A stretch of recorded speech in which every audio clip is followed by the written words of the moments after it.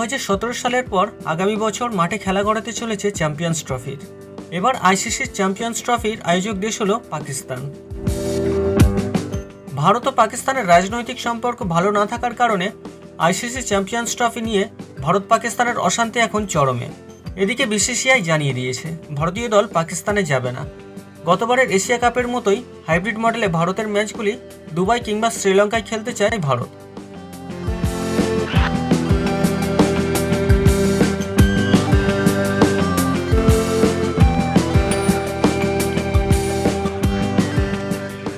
বিসিসিআইয়ের এই প্রস্তাবে এবার পিসিবির হুমকির মুখে পড়ল বিসিসিআই।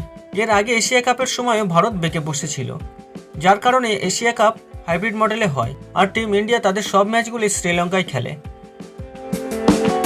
এবারে চ্যাম্পিয়ন্স ট্রফিও হাইব্রিড মডেলে করার প্রস্তাব দেয় ভারত, আর এই কারণেই পাকিস্তান বিসিসিআইয়ের ওপর চটেও রয়েছে।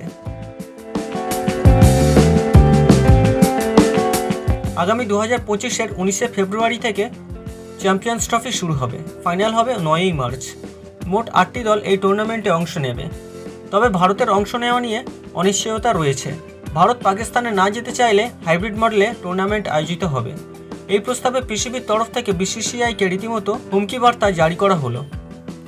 পিসিবি জানিয়েছে ভারতীয় দল যদি চ্যাম্পিয়ন্স ট্রফি খেলার জন্য পাকিস্তানে না আসে, তাহলে পাকিস্তান দলও আগামী টি-20 বিশ্বকাপ, যা 2026 সালে ভারত ও শ্রীলঙ্কায় আয়োজিত হবে, সেই টুর্নামেন্ট বয়কট করবে। আগামী 19 থেকে 22শে জুলাই শ্রীলঙ্কার কলম্বোতে আইসিসির বৈঠক হতে চলেছে। সেখানে চ্যাম্পিয়ন্স ট্রফি নিয়ে আলোচনা হতে পারে, কারণ সেখানে পিসিবি এবং বিসিসিআইয়ের সচিব সভাপতি উপস্থিত থাকবেন। সংবাদ মাধ্যমের খবর অনুযায়ী পাকিস্তান কোনোভাবেই চ্যাম্পিয়ন্স ট্রফির আয়োজন হাতছাড়া করতে চায় না। ওদিকে বিসিসিআইও ভারতীয় ক্রিকেট দলকে পাকিস্তানে পাঠাবে না।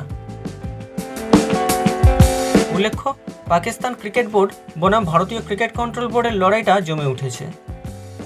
আপনাদের কি মনে হয় শেষ পর্যন্ত এই লড়াইয়ে কে জিতবে? কমেন্ট করে জানিয়ে দিতে পারেন আমাকে।